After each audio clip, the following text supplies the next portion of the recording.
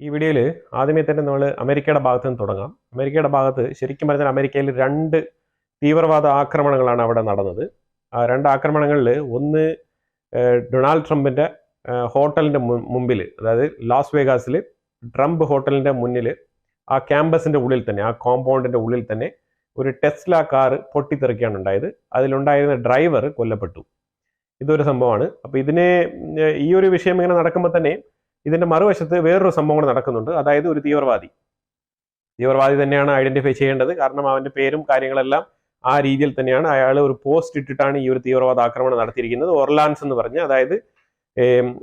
പറഞ്ഞ സ്ഥലത്താണ് ഈ ഒരു ആക്രമണം നടത്തിയിരിക്കുന്നത്.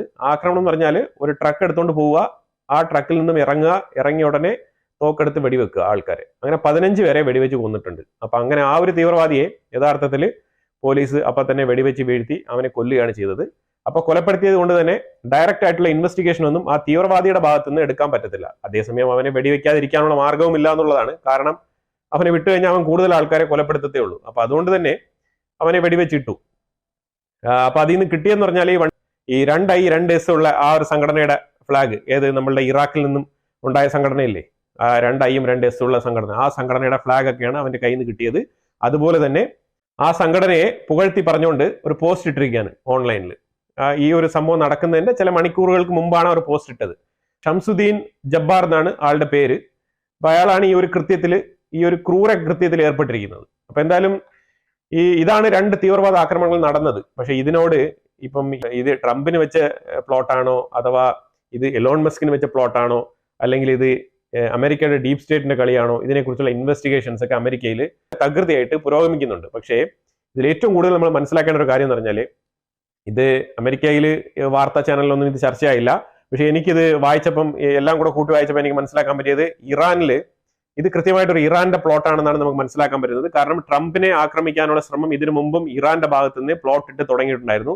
എല്ലാവർക്കും ഓർമ്മയുണ്ടാവും, ഇലക്ഷൻ പ്രചാരണത്തിന്റെ ഇടയിൽ ട്രംപിന്റെ ചെവിയുടെ സൈഡിൽ കൂടെ വെടിയുണ്ട പാഞ്ഞു പോയതൊക്കെ എല്ലാവർക്കും ഓർമ്മയുണ്ടാവും തോന്നുന്നു. അപ്പൊ ആ ഒരു രീതിയിൽ വെച്ച് നമ്മൾ നോക്കുമ്പോഴത്തേക്കും അതില് ഇറാനിന്റെ ഭാഗത്ത് നിന്ന് ആൾക്കാർ ഹയർ ചെയ്ത് പ്ലോട്ട് ഇട്ടതാണെന്നാണ് ആ ഒരു വിഷയത്തിൽ പുറത്തു വന്ന കാര്യം. ഇറാൻ അത് ഓപ്പൺ ആയിട്ട് അംഗീകരിച്ചിട്ടില്ല. പക്ഷെ എന്നാലും ഇറാനിലേക്ക് ഡയറക്റ്റ് ആയിട്ടുള്ള കണക്ഷൻ അവർക്ക് കിട്ടിയിട്ടുണ്ടെങ്കിൽ തീർച്ചയായിട്ടും അമേരിക്ക അതിനെ എക്സ്പോസ് ചെയ്യും.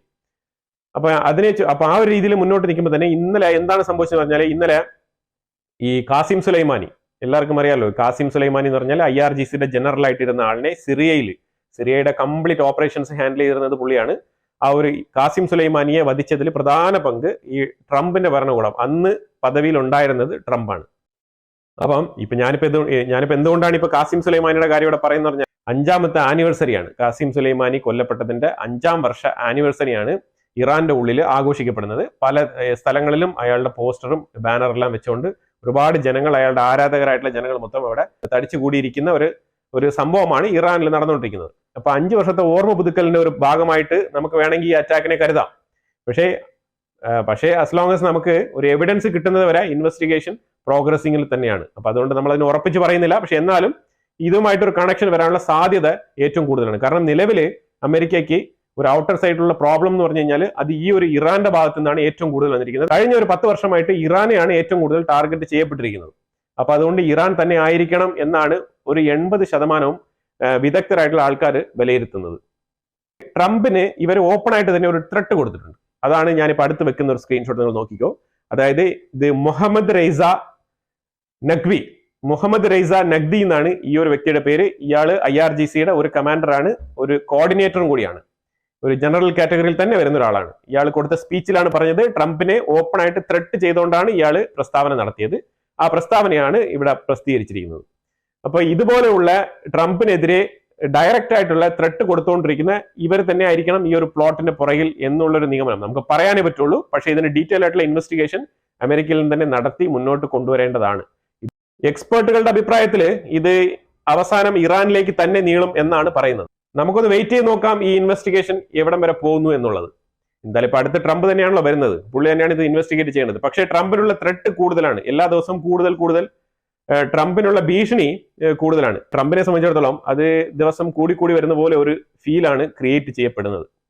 അതെന്തുകൊണ്ടാണ് നമുക്ക് അറിയത്തില്ല.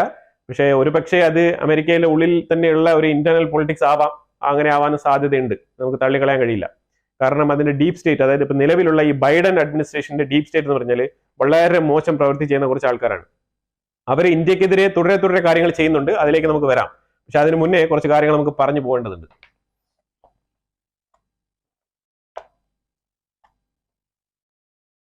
ബൈഡൻ അഡ്മിനിസ്ട്രേഷൻ നിരുപാധികം അവരുടെ എല്ലാ റെസ്ട്രിക്ഷൻസും മറന്നുകൊണ്ട് അവർ നിരുപാധികം ഉക്രൈന് എയ്ഡുകൾ അങ്ങ് പാസ്സാക്കി കൊടുത്തുകൊണ്ടിരിക്കുകയാണ്. അതായത് പടി ഇറങ്ങി പോകുന്നതിന് മുമ്പ് എന്തെല്ലാം ഉക്രൈന് ചെയ്യാൻ പറ്റുമോ അതെല്ലാം ചെയ്യാൻ വേണ്ടിയിട്ടുള്ള പുറപ്പാടിലാണ്. പല കാര്യങ്ങളും ബൈഡൻ അഡ്മിനിസ്ട്രേഷൻ ഒരു കമ്മിറ്റി കൂടി തീരുമാനിക്കാതെ തന്നെ സ്വയമേ തന്നെ അങ്ങ് തീരുമാനിച്ച് നടപ്പിലാക്കുകയാണ്. ഉക്രൈന് ഫേവറബിൾ ആയിട്ടുള്ള കാര്യങ്ങൾ എന്തെല്ലാം ഉണ്ടോ അതെല്ലാം ചെയ്തു തീർത്തുകൊണ്ടിരിക്കുകയാണ് ബൈഡൻ. ഇതൊരു മോശപ്പെട്ട പ്രവൃത്തിയാണെന്നാണ് അമേരിക്കയിൽ വിലയിരുത്തുന്നത്. കാരണം ഇസ്രായേലിന് വേണ്ടിയിട്ടുള്ള എയ്ഡും കാര്യങ്ങളൊക്കെ മുന്നോട്ട് വെക്കുമ്പോഴത്തേക്കും ഒരുപാട് മീറ്റിങ്ങും ആലോചനയും പല രീതിയിലുള്ള ഡിസ്കഷൻസ് ഒക്കെ അവിടെ ഉരുത്തിരിഞ്ഞു വരുമ്പോഴും ഉക്രൈന് വേണ്ടിയിട്ടുള്ള എയ്ഡ് ആകുമ്പോഴത്തേക്കും ആ പടപടയെ അങ്ങ് സൈൻ ചെയ്ത് വിടുന്ന ഒരു ഏർപ്പാടാണ് ഇപ്പം നടന്നുകൊണ്ടിരിക്കുന്നത്. ട്രംപ് ഒരു നിർണായകമായ തീരുമാനം പറഞ്ഞിട്ടുണ്ട്. അതായത് ഇന്ത്യൻ സ്റ്റുഡൻസ്, ഇന്ത്യയിലുള്ള വിദ്യാർത്ഥികൾ വന്ന് 2-3 വർഷം പൂർത്തീകരിച്ചാൽ തന്നെ അവർക്ക് ഗ്രീൻ കാർഡ് കൊടുക്കാനുള്ള ഏർപ്പാട് ഞാൻ നടപ്പിലാക്കുമെന്നാണ് പറഞ്ഞിരിക്കുന്നത്. അതുപോലെ തന്നെ അവർക്ക് H1B വിസ വളരെ ഈസി ആയിട്ട് ആക്സസ് ചെയ്യാനുള്ള ഏർപ്പാട് ഉണ്ടാക്കുമെന്നാണ് പറഞ്ഞിരിക്കുന്നത്.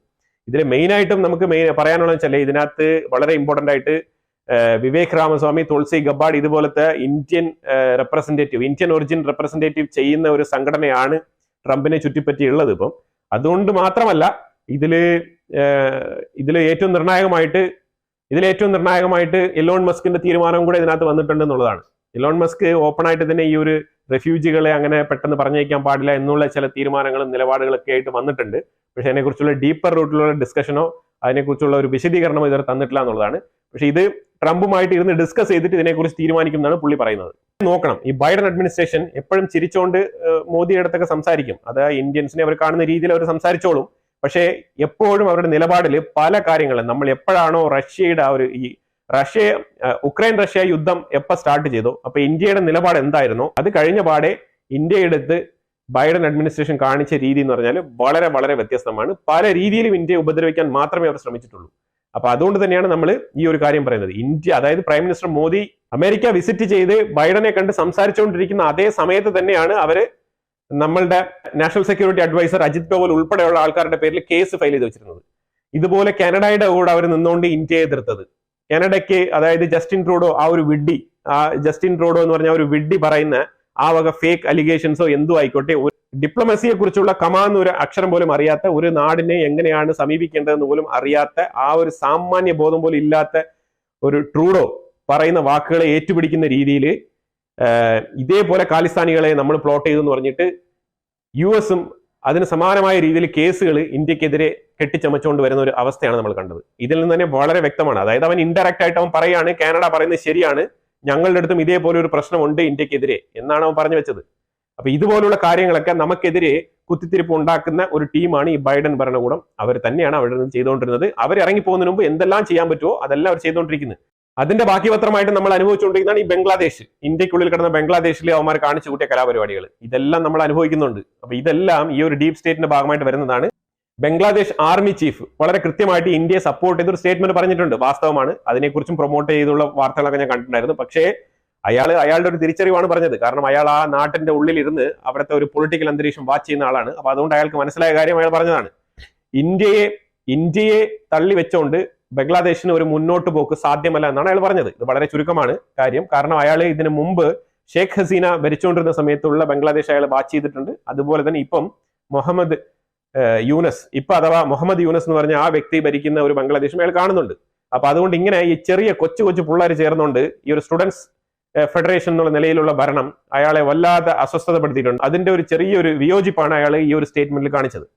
പക്ഷെ അവിടെ നമ്മൾ 2-3 കാര്യങ്ങൾ നോക്കേണ്ടതുണ്ട്. 2-3 കാര്യങ്ങൾ എന്ന് പറഞ്ഞാൽ ബംഗ്ലാദേശിൽ ഒരിക്കലും ഈ ഒരു ഭരണകൂടം, നിലവില് ജമാഅത്ത് ഇസ്ലാമിയെ പിന്തുണയ്ക്കുന്ന ഈ ഒരു ഭരണകൂടം മാറാതെ ഒരു കാലത്തും അവിടെ ഏതൊരു ആൾക്കാരും സ്റ്റേറ്റ്മെന്റ്, ഒരു ഗവർണർ സ്റ്റേറ്റ്മെന്റ് പറഞ്ഞോട്ടെ, അല്ലെങ്കിൽ ആർമി ചീഫ് സ്റ്റേറ്റ്മെന്റ് പറഞ്ഞോട്ടെ ഇന്ത്യയെ സപ്പോർട്ട് ചെയ്ത്, ഇതൊന്നും സാധ്യമല്ല എന്നുള്ളതാണ്. അവർ പറഞ്ഞിട്ട് അവിടെ ഇരിക്കാന്നേ ഉള്ളൂ. ഓക്കെ, ബംഗ്ലാദേശിന്റെ ആർമി ചീഫ് ഇന്ത്യയെ സപ്പോർട്ട് ചെയ്യുന്ന, ഇന്ത്യയുടെ നിലപാടുകളെ അനുകൂലിക്കുന്ന ആളാണ്, വേണമെങ്കിൽ നമുക്ക് പറയാം, ആശ്വസിക്കാൻ അത്രേ ഉള്ളൂ. കാരണം അവിടെ നിലപാടെടുക്കുന്നത് വേറെ ആൾക്കാരാണ്. അപ്പൊ അതുകൊണ്ട് അതിൽ നമ്മൾ സന്തോഷിക്കേണ്ട ആവശ്യമൊന്നുമില്ല. പിന്നെ അവർക്ക് ബംഗ്ലാദേശിന് ഇന്ത്യയെ കൊണ്ട് ഒരുപാട് ആവശ്യങ്ങളുണ്ട്. നമുക്ക് ചുരുക്കി പറഞ്ഞാൽ നമ്മൾ അവരുടെ അടുത്ത് വ്യാപാരം ചെയ്ത് ഉണ്ടാക്കുന്ന പൈസയെക്കാളും കൂടുതൽ പൈസ എയ്ഡ് എന്നുള്ള ദിനത്തിൽ, അതായത് ഫ്രീ ആയിട്ട് നമ്മൾ കുറെ പൈസ അങ്ങോട്ട് കൊടുക്കുന്നുണ്ട്. നമുക്ക് അവർക്ക് സഹായം ചെയ്ത് നഷ്ടമുണ്ടാകുന്നതിലുപരിയായിട്ട് നമുക്ക് അവർക്ക് സഹായം ചെയ്ത് നഷ്ടപ്പെടുന്നതിലുപരിയായിട്ട് നമുക്ക് ഇങ്ങോട്ട് ലാഭമൊന്നും ഇല്ല എന്നുള്ളതാണ്. ഇനി എന്ത് തരത്തിലുള്ള വ്യാപാരം ചെയ്താലും നമുക്ക് അവരെ കമ്പയർ ചെയ്ത് നോക്കുമ്പോൾ നമുക്ക് ഒരു ലാഭവും ഇല്ല എന്നുള്ളതാണ്. അപ്പൊ അതുകൊണ്ട് അവർ പുകഴ്ത്തുവോ അല്ലെങ്കിൽ അവർ പുകഴ്ത്താതിരിക്കുവോ ഇതൊക്കെ അവരുടെ ഇഷ്ടമാണ്. നമ്മൾ അതൊന്നും ഇപ്പൊ മുഖവിലേക്ക് എടുക്കുന്നില്ല. നമ്മളുടെ പ്രധാനപ്പെട്ട പ്രശ്നം മൈനോറിറ്റി ഇഷ്യൂ സോൾവ് ചെയ്യുക എന്നുള്ളതാണ്. അതിന് കൃത്യമായിട്ട് ഇന്ത്യ അമേരിക്ക ത്രൂ ഒരു മാപ്പ് ഇട്ടിട്ടുണ്ട്. ആ രീതിയിൽ കാര്യങ്ങൾ നടക്കും. പിന്നെ അർക്കൻ ആർമി എന്ന് പറയുമ്പോഴത്തേക്കും അവർക്ക് അമേരിക്കയുടെ സപ്പോർട്ടും കൂടെ ഉണ്ട്. അപ്പൊ ഇൻഡയറക്ട്ലി ഇന്ത്യ അവിടെയും കൂടെ ഒരു കണക്ഷൻ വെക്കുന്നുണ്ട് എന്നുള്ളതാണ്. അർക്കൻ ആർമി ആണെങ്കിൽ വളരെ സ്ട്രോങ് ആയിട്ടാണ് ഇപ്പം ബംഗ്ലാദേശിന്റെ ഉള്ളിൽ എഫക്റ്റീവ് ആയിട്ട് പെരുമാറിക്കൊണ്ടിരിക്കുന്നത്. അതായത് ഞാൻ പറഞ്ഞതുപോലെ ഒരു സെന്റ് മാർട്ടിൻ ഐലൻഡ് ഒക്കെ അവർ ക്യാപ്ചർ ചെയ്തിട്ടുണ്ട്. അതിന് പൂർണ്ണ പിന്തുണ അമേരിക്കയുടെ പിന്തുണയും കൂടെ ഉണ്ട് എന്നാണ് നമുക്ക് മനസ്സിലാക്കാൻ പറ്റുന്നത്. അതായത് റക്കൈൻ സ്റ്റേറ്റിനോടാണ് അവരത് ചേർത്ത് വയ്ക്കാൻ ആഗ്രഹിക്കുന്നത്. അത് വൈകാതെ തന്നെ അമേരിക്കയുടെ കയ്യിലോട്ട് ഈ ഒരു സെന്റ് മാർട്ടിൻ ഐലൻഡ് പോവും എന്നാണ് നമുക്ക് മനസ്സിലാക്കാൻ പറ്റുന്നത്. ഇനി അതൊരു സൈഡിൽ നടക്കുമ്പോൾ തന്നെയും ഇന്ന് ചിന്മയ് ദാസ് എന്ന് പറഞ്ഞ ഈ ഒരു ആളിനെ ചൊല്ലിയാണല്ലോ അവിടെ ശരിക്കും പറഞ്ഞാൽ ഈ ഒരു പ്രൊട്ടസ്റ്റ് അവിടെ നടന്നത്. അതായത് ഈ ഒരു സന്യാസി ആയിട്ടുള്ള ചിന്മയ് ദാസ്, അയാളുടെ അറസ്റ്റിനെ തുടർന്നാണ് അയാളുടെ മേലിൽ ഒരു അലിഗേഷൻ ഉണ്ട്. ചിന്മയ് ദാസ് എന്ന് പറഞ്ഞ ആ ഒരു വ്യക്തി ഇന്നും ബെയിലിന് അപ്ലൈ ചെയ്തിട്ടുണ്ടായിരുന്നു. അയാളുടെ കേസ് ഇന്ന് കോടതിയിൽ എടുത്തു. ബെയിൽ നിരുപാധികം തള്ളുകയാണ് ചെയ്തത്. ഇന്നും ബെയിൽ കൊടുത്തിട്ടില്ല, ജാമ്യം കൊടുത്തിട്ടില്ല. അപ്പൊ കണ്ടിന്യൂസ് ആയിട്ട് അയാൾ ജയിലിൽ തന്നെ കിടക്കേണ്ട ഒരു അവസ്ഥയാണ്. ഈ കണ്ടിന്യൂറ്റി തീർച്ചയായിട്ടും അവിടുത്തെ മൈനോറിറ്റികളുടെ ഇടയിൽ ഒരു വിദ്വേഷം ജനിപ്പിക്കും. അവർ ചിലപ്പോൾ പ്രൊട്ടസ്റ്റുമായിട്ട് വരാനുള്ള സാധ്യതയുണ്ട്. ഇങ്ങനെ തുടരെ ഇങ്ങനെ ജാമ്യം നിഷേധിക്കുന്നത് കൊണ്ട് തന്നെ ഒരു പ്രൊട്ടസ്റ്റ് വരാനുള്ള സാധ്യതയുണ്ട്. അങ്ങനെ അഥവാ പ്രൊട്ടസ്റ്റ് വന്നു കഴിഞ്ഞാൽ അതൊരു അവസരമായിട്ട് ഉപയോഗിച്ചുകൊണ്ട് വീണ്ടും 100, 500, 600, 1000 ആൾക്കാരെ യുവമാർക്ക് വധിക്കാൻ പറ്റും ഈ മൈനോറിറ്റീസിനെ. ഇതെല്ലാം ഇതിനുള്ള കളികളാണ്. ഈ ഒരു രീതിയിലാണ് യുവമാരുടെ അറേഞ്ച്മെന്റ്സ് ഫുൾ സെറ്റപ്പ് ഗുണ്ടാ സംഘങ്ങളായിട്ടാണ് യുവമാർ നടക്കുന്നത് അവിടെ. പിന്നെ അവിടുത്തെ സ്റ്റുഡൻസ് ഒരു പ്രൊട്ടസ്റ്റ് നടത്തിക്കൊണ്ട് അവര് മുന്നോട്ട് വെക്കുന്ന ആശയം എന്ന് പറഞ്ഞാൽ മൈനോറിറ്റിയിലുള്ള ആൾക്കാരെ ഇനി സർക്കാർ ജോലിക്ക് നിയമിക്കരുത്, നമുക്ക് കൂടുതൽ ജോലി കിട്ടാനുള്ള സാധ്യത കുറയുന്നുണ്ട് എന്നുള്ള രീതിയിൽ ഒരു നീക്കവുമായിട്ട് മുന്നോട്ട് പോയിട്ടുണ്ട്. അതിനിപ്പോ ഏത് രീതിയിൽ തീരുമാനമായി വരും നമുക്കറിയത്തില്ല. ഇതും അടുത്തൊരു പ്രൊട്ടസ്റ്റ് ഉണ്ടാകാനുള്ള സാധ്യതയായിട്ടാണ് കരുതുന്നത്. അതായത് എങ്ങനെയും ഈ ഒരു മൈനോറിറ്റീസിനെ വലിച്ച് പ്രൊട്ടസ്റ്റിൽ ഇടുക, എന്നിട്ട് കൊന്നു തീർക്കുക. ഇതാണ് അവന്മാരുടെ ഒരു പ്രിൻസിപ്പൾ. ഇതാണ് അവന്മാർ നടപ്പിലാക്കാൻ ശ്രമിച്ചുകൊണ്ടിരിക്കുന്നത്. ഇനി അവിടെ ഇന്ത്യയെ സപ്പോർട്ട് ചെയ്ത് ഉള്ളിൽ നിന്ന് ആർമി ചീഫ് അല്ല, ആര് പറഞ്ഞാലും തന്നെ അത് പറഞ്ഞുകൊണ്ട് അവിടെ ഇരിക്കാനേ പറ്റുള്ളൂ. കാരണം അവിടുത്തെ ഭരണകൂടം വേറെയാണ്. ഇന്ത്യൻ ആർമിയെ കുറിച്ച് വളരെ നല്ല രീതിയിലുള്ള അപ്രിഷിയേഷൻ ആണ് വന്നുകൊണ്ടിരിക്കുന്നത്. ലോകമെമ്പാടുമുള്ള ഈ ആർമി ഏരിയയിൽ എക്സ്പീരിയൻസ് ഉള്ള എക്സ്പേർട്ട് ആയിട്ടുള്ള പല രാജ്യങ്ങളും ഇതിനെ അഭിനന്ദിക്കുകയാണ്. കാരണം ഈ ഒരു കൊടും തണുപ്പിലും 10,000 അടി ഉയരത്ത് സിയാച്ചിൻ ഗ്ലേഷ്യറിന്റെ മുകളിൽ ഇന്ത്യൻ ആർമി നിലകൊള്ളുകയാണ്. ഇതിനെക്കുറിച്ച് വളരെ അപ്രിഷിയേറ്റഡ് ആയിട്ടുള്ള ഒരു നോട്ടാണ് വന്നിരിക്കുന്നത്. അത് വായിച്ചു നോക്കി കഴിഞ്ഞാൽ വളരെ പിന്നെ ആവേശം കൊള്ളിക്കുന്ന പാട്രിയോട്ടിസം നിങ്ങൾക്ക് തന്നെ തോന്നുന്ന രീതിയിലുള്ള ആർട്ടിക്കിളാണ്. ഇത് ശരിക്കും പറഞ്ഞാൽ ഇത് നമ്മൾ മനസ്സിലാക്കേണ്ട കാര്യമാണ്. നമ്മൾ ഓരോരുത്തരും വീട്ടിൽ സുഖമായിട്ട് കിടന്ന് ഉറങ്ങുന്നതിന്റെ പിന്നിൽ നമ്മൾ ഈ ഒരു ബോർഡറിൽ ആൾക്കാർ നിൽക്കുന്നത് നമ്മൾ എപ്പോഴും മനസ്സിലൊന്ന് ഓർക്കണം. അത് വളരെ നന്നായിരിക്കും. കാരണം ഇല്ലാന്നുണ്ടെങ്കിൽ ഈ വക തീവ്രവാദികളുടെ ഇടയിൽ കിടന്ന് ഇന്ത്യ എന്നേ മുങ്ങിപ്പോയേനെ എന്നുള്ള അവസ്ഥയാണ്. കാരണം തീവ്രവാദികളെ അനുകൂലിക്കുന്ന കുറെ ടീമുകൾ ഇവിടെ ഉണ്ടെന്നുള്ളതാണ് ഉള്ളിൽ. അതാണ് ഏറ്റവും വലിയ ഭീഷണി. അപ്പൊ എന്തായാലും ഇവനും കൂടെ ചേർത്ത് തന്നെയാണ് ഈ സിയാച്ചിന്റെ മുകളിലൊക്കെ ഇന്ത്യൻ ബറ്റാലിയൻസ് പോയി നിൽക്കുന്നത്. അപ്പൊ എന്തായാലും ഇത് വളരെ മനോഹരമായ അപ്രീഷിയേറ്റഡ് ആയിട്ട് ഒരു പ്രവൃത്തിയാണ്. അവിടെ ഷിഫ്റ്റ് ആയിട്ട് ആൾക്കാർ ചേഞ്ച് ചെയ്യും. പക്ഷെ എന്നാലും ആ നിൽക്കുക എന്നുള്ളത് ഒരു വലിയ ദൗത്യമാണ്. അത്രയും വലിയ കോച്ചുന്ന തണുപ്പാണ് അവിടെ ഉള്ളത്. അടുത്തൊരു ഇമ്പോർട്ടന്റ് ആയിട്ടുള്ള കേസ് എന്ന് പറഞ്ഞാൽ 183 ഫിഷറീസ് പീപ്പിൾ, അതായത് മീൻപിടുത്തക്കാരെ. നമ്മൾ എപ്പോഴും മനസ്സിലാക്കേണ്ടത് ഈ ഗുജറാത്ത് ഭാഗത്ത് നിന്ന് മീൻ പിടിക്കാൻ പോകുന്ന ആൾക്കാരെ ഈ പാകിസ്ഥാനികൾ എപ്പോഴും പിടിച്ചുകൊണ്ട് പോകുന്ന ഒരു ശീലമായിട്ടുള്ള കാര്യമാണ്. അതായത് ഇവിടെ താഴെ എങ്ങനെയാണോ ശ്രീലങ്കയിൽ തമിഴ്നാട് ശ്രീലങ്ക ബോർഡറിൽ നടക്കുന്ന അതേ വിഷയം തന്നെയാണ് അവിടെ നടക്കുന്നത്.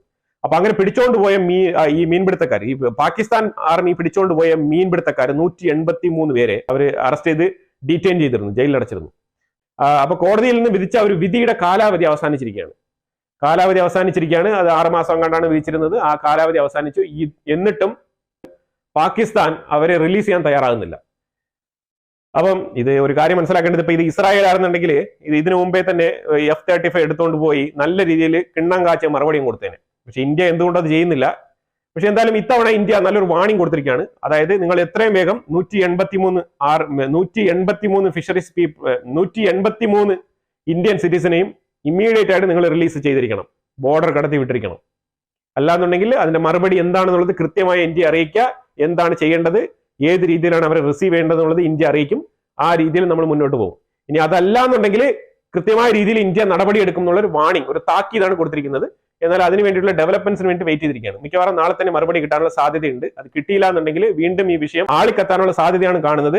ഇത് ഓൾറെഡി തന്നെ പാകിസ്ഥാൻ അഫ്ഗാനിസ്ഥാൻ ഇഷ്യൂ അവിടെ നടക്കുന്നുണ്ട്.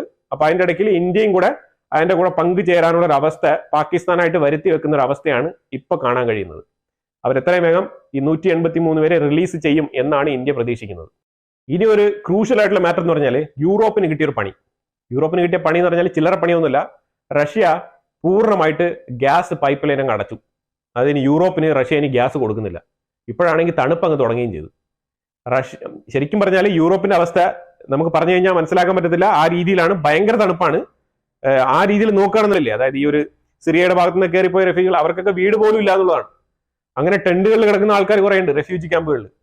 ഈ ഗ്യാസും ചൂടും ഇതൊന്നും ഇല്ല, ഈ ഗ്യാസും തീയും അടുപ്പും ഈ ഒരു ഹീറ്റിംഗ് സെറ്റപ്പ് ഒന്നും ഇല്ലാണ്ട് ജീവിക്കാൻ ഭയങ്കര പാടാണ് യൂറോപ്പിൽ.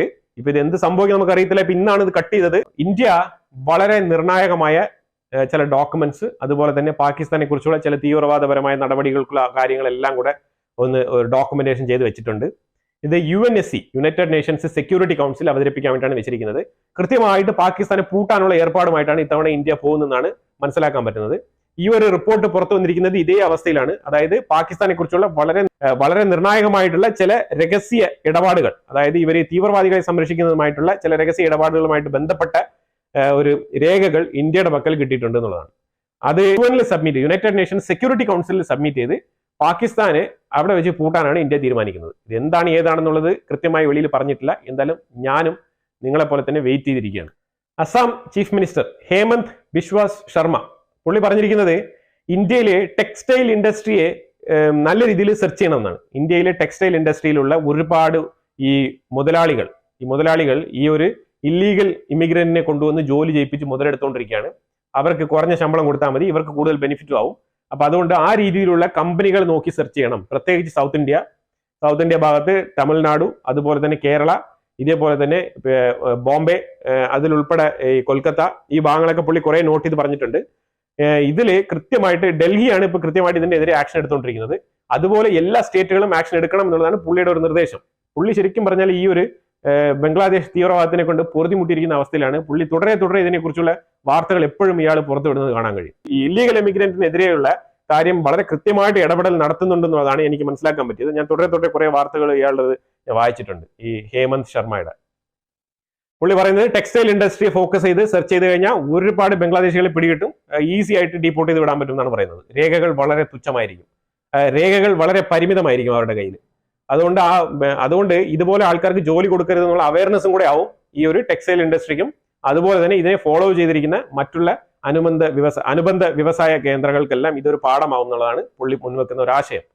ശ്രീവിജയപുരം അഥവാ പോർട്ട് ബ്ലെയർ, അന്തമാൻ നിക്കോബാർ എന്നൊക്കെയാണ് നമ്മൾ വിളിക്കുന്നത്. അപ്പം 2025 കൂടി അവിടെ ബിഡിംഗ് സ്റ്റാർട്ട് ചെയ്തിരിക്കുകയാണ്. ഈ മാസം തന്നെയാണ് ബിഡിങ്ങിന് വെക്കുന്നത്. വലിയ രീതിയിലുള്ള ഒരു പോർട്ടിന് വേണ്ടിയിട്ടാണ് അവിടെ ഒരു ഇമ്പോർട്ട് എക്സ്പോർട്ട് പോർട്ട്, അതാണ് അവിടെ ഉദ്ദേശിക്കുന്നത്. ഇതൊരു മെഗാ പ്രോജക്റ്റ് ആണ്. ഈ മെഗാ പ്രോജക്റ്റ് അവിടെ വന്നു കഴിഞ്ഞാൽ വളരെ നല്ല രീതിയിൽ എഫിഷ്യന്റ് ആയിട്ട് ആ ഒരു ഇന്ത്യൻ ഓഷന്റെ ഭാഗത്ത് നമുക്ക് ഒരു ഡോമിനേഷൻ കിട്ടുന്നതാണ്. പ്രത്യേകിച്ച് മലാക്ക സ്ട്രൈറ്റിലേക്കുള്ള ഒരു എൻട്രൻസ് ആണിത്. അപ്പൊ അതുകൊണ്ട് അതൊരു വളരെ ക്രിട്ടിക്കൽ ആയിട്ടുള്ള ഒരു പോയിന്റ് ആണ്. ഇതിന് ബിഡിംഗ് സ്റ്റാർട്ട് ചെയ്തിരിക്കുകയാണ്. ഈ മെഗാ പ്രോജക്റ്റിന് എത്രയും വേഗം തന്നെ അവിടെ തുടക്കം കുറിക്കുന്നതായിരിക്കും. ഈ 2025 തന്നെ അതിന്റെ ബിഡിംഗ്, അതായത് അതിന്റെ ആർക്കൊക്കെ അതിന് ലേലം എടുക്കണോ, ഈ കോൺട്രാക്റ്റിൽ പാർട്ടിസിപ്പേറ്റ് ചെയ്യണം എന്ന് ആഗ്രഹമുള്ള ആൾക്കാർക്ക് അതിനകത്ത് പാർട്ടിസിപ്പേറ്റ് ചെയ്യാന്നുള്ളതാണ്. അതിന് വേണ്ടിയിട്ടുള്ള ടെൻഡർ ഈ മാസം റിലീസ് ചെയ്യുന്നതാണ് പറഞ്ഞിരിക്കുന്നത്. സെൻട്രൽ ഗവൺമെന്റ് അണ്ടമാൻ നിക്കോബാർ പോർട്ടിന് വേണ്ടിയിട്ടുള്ള മെഗാ പ്രോജക്ട് പോർട്ടിന് വേണ്ടിയിട്ടുള്ള ടെൻഡർ ഈ മാസം റിലീസ് ചെയ്യുമെന്നാണ് പറഞ്ഞിരിക്കുന്നത്. അടുത്തൊരു വാർത്ത എന്ന് പറഞ്ഞാൽ ഇത് വളരെ പ്രൈമറി സ്റ്റേജിലുള്ള ഒരു വാർത്തയാണ്. അതായത് അസാദ്, സിറിയൻ മുൻ പ്രസിഡന്റ് അസാദ്, പുടിന്റെ സെക്യൂരിറ്റിയിൽ ഇരിക്കുന്ന അസാദിന് ആരോ വിഷം കൊടുത്തു എന്നാണ് ഈ ഒരു വാർത്ത വന്നിരിക്കുന്നത്. എത്രമാത്രം ഇതിന് സത്യസന്ധതയുണ്ട്, ഇനി എത്രമാത്രം ഇതിൽ ഫേക്ക് നറേറ്റീവ്സ് ഉണ്ടെന്ന് നമുക്ക് അറിയത്തില്ല. അപ്പം ഈ അസാദിന്റെ ലൈഫ് ഇപ്പോഴും ത്രെട്ടിലാണ്, അത് എപ്പോഴും ഒരു ഭീഷണി ഉണ്ട് എന്നുള്ള ഒരു ധ്വനിയിലാണ് ഈ ഒരു വാർത്ത വന്നിരിക്കുന്നത്. പക്ഷെ ഇതിനെക്കുറിച്ചുള്ള ഡീറ്റെയിൽ ആയിട്ടുള്ള റിപ്പോർട്ട് പുറത്ത് വന്നിട്ടില്ല. ഞാൻ റഷ്യൻ സൈഡിലുള്ള റിപ്പോർട്ടിന് വേണ്ടിയിട്ടാണ് ഞാൻ വെയിറ്റ് ചെയ്തിരിക്കുന്നത്. അത് വന്നതിന് ശേഷം കൃത്യമായിട്ട് ഇതിലൊരു അപ്ഡേഷൻ ഞാൻ തരാം. ചൈന ഏതാണ്ട് 400 കിലോമീറ്റർ വേഗതയിൽ പോകുന്ന ഹൈ സ്പീഡ് ട്രെയിൻ, ബുള്ളറ്റ് ട്രെയിനാണ്. ബുള്ളറ്റ് ട്രെയിൻ അതിന്റെ പ്രോട്ടോടൈപ്പ് അവർ റെഡിയാക്കിയിട്ടുണ്ട്. അല്ല, പരീക്ഷണ ഓട്ടമാണ് ഇപ്പോൾ നടത്തിക്കൊണ്ടിരിക്കുന്നത്. അതിന്റെ പ്രോട്ടോടൈപ്പ് അവർ റെഡിയാക്കിയിട്ടുണ്ട് എന്നുള്ളതാണ്. 400 കിലോമീറ്റർ എന്ന് പറയുമ്പോൾ മനസ്സിലായല്ലോ, അത്രയും ഹൈ സ്പീഡിലുള്ള ഒരു ട്രെയിനാണ് അവർ ചൈന ടെക്നോളജിക്കലി വളരെ മുന്നോട്ട് പൊയ്ക്കൊണ്ടിരിക്കുകയാണ്. പല മേഖലകളിലും അവർ മുന്നോട്ട് പോകുന്നുണ്ട്. ഏതാണ്ട് 1 മില്യൺ ഡ്രോണ് അവർ സ്വന്തമാക്കാൻ വേണ്ടിയിട്ട് 2026 1 മില്യൺ ഡ്രോൺ അവരുടെ പക്കൽ ഉണ്ടാവും എന്നാണ് പറയപ്പെടുന്നത്. ആ രീതിയിലുള്ള പുരോഗമനത്തിലും ആ രീതിയിലുള്ള ഒരു ഇൻവെൻഷനിലോട്ടാണ് അവർ മുന്നോട്ട് പോകുന്നത്. ഇന്ത്യ കുറച്ചുകൂടെ കോഷ്യസ് ആയിട്ട് ഇതിനെയൊക്കെ കാണേണ്ടതുണ്ട്. 1 മില്യൺ ഡ്രോൺ ഒക്കെ ഒരു രാജ്യത്തിന്റെ മേളിൽ പറത്തി വിട്ടു കഴിഞ്ഞാൽ എന്തായിരിക്കും അവസ്ഥ എന്നുള്ളത് നമ്മളൊന്ന് ഇരുന്ന് ചിന്തിക്കേണ്ടതാണ്. 1 മില്യൺ ഡ്രോൺ എന്ന് പറയുമ്പോഴത്തേക്ക് നമുക്ക് ഇങ്ങനെ ചിരിച്ചുകൊണ്ട് ഇങ്ങനെ കേട്ടോണ്ടിരിക്കാൻ പറ്റുന്ന ഒരു കാര്യമല്ല. 1 മില്യൺ ഡ്രോൺ എന്ന് പറഞ്ഞാൽ അത് പറത്തി വിട്ടു കഴിഞ്ഞാൽ ഒരു രാജ്യത്തിന്റെ മേളിൽ അങ്ങ് പറപ്പിച്ച് വിട്ടു കഴിഞ്ഞാൽ ഉണ്ടാകാൻ പോകുന്ന അവസ്ഥ എന്ന് പറഞ്ഞു കഴിഞ്ഞാൽ അതിഭീകരമായിരിക്കും. അതിനെ വെടിവെച്ചിടാൻ പോലും നമുക്ക് ആ സമയത്ത് കഴിയണമെന്നില്ല. ആ രീതിയിലായിരിക്കും ആക്രമണം. അപ്പൊ അതുകൊണ്ട് ഇതിനൊക്കെ വളരെ സീരിയസ് ആയിട്ടും ഇമ്പോർട്ടന്റ് ആയിട്ട് വളരെ ഇമ്പോർട്ടൻസ് കൊടുത്ത് ശ്രദ്ധിക്കേണ്ട ഒരു കാര്യമായിട്ട് മാറിക്കൊണ്ടിരിക്കുകയാണ്. China every day developing in A different വേ. അപ്പൊ എന്തായാലും ഇതിനെക്കുറിച്ചുള്ള അഭിപ്രായങ്ങൾ നിങ്ങൾ കമന്റ് ബോക്സിൽ രേഖപ്പെടുത്തുക. വീഡിയോ ഇഷ്ടപ്പെട്ടെങ്കിൽ ലൈക്ക് ചെയ്യുക, ഷെയർ ചെയ്യുക. അതുപോലെ തന്നെ നിങ്ങൾ ചാനൽ ആദ്യമായിട്ടാണ് കാണുന്നുണ്ടെങ്കിൽ മറക്കാതെ സബ്സ്ക്രൈബ് ചെയ്യുക. വീണ്ടും അടുത്തൊരു വീഡിയോ ആയിട്ട് വരാം. Thank you so much.